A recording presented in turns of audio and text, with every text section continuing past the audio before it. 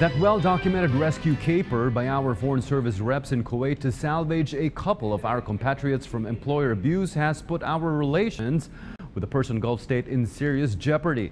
Its dire consequences has prompted an urgent response to send Labor Chief Bello for some heavy troubleshooting efforts. PTV Senior and Chief Correspondent Rocky Ignacio reports on the President's swift response to alleviate and bring closure to a brewing diplomatic crisis.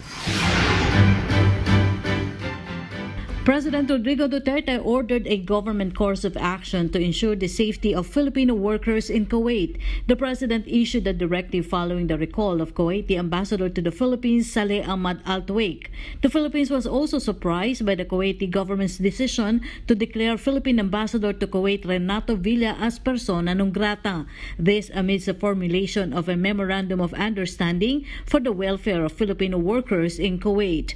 President Duterte met with DFA Secretary Alan Peter Cayetano, DOLE Secretary Silvestre Bello III, DTI Secretary Ramon Lopez, and Special Assistant to the President Bongo. Meron na kaming course of action. And what course of action, sir? Maybe let's give that to the President to announce it.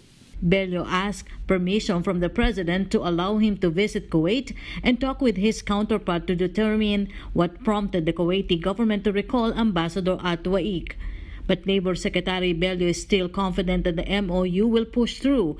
Bello plans to visit Kuwait after Labor Day. He also explained that the supposed MOU with the Kuwaiti government will be the template of the ASEAN agreement to protect the welfare of migrant workers. That is the reason why I'm going to Kuwait, para malaman ko talaga ang real situation of our relationship with them, and more importantly, yung situation ng ating mga overseas workers. Meantime, Bello expressed confidence that the tension brought by the rescue mission would not worsen the situation. He said the Philippines and Kuwait have maintained good diplomatic relations.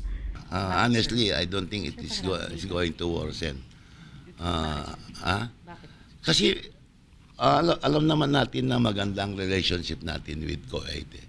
Itong maliit na incident, o this incident, wag ko na sabihin maliit, itong incident, very isolated.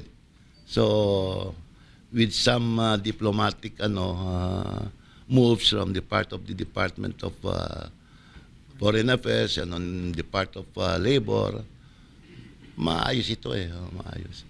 Rocky Ignacio for The Nation.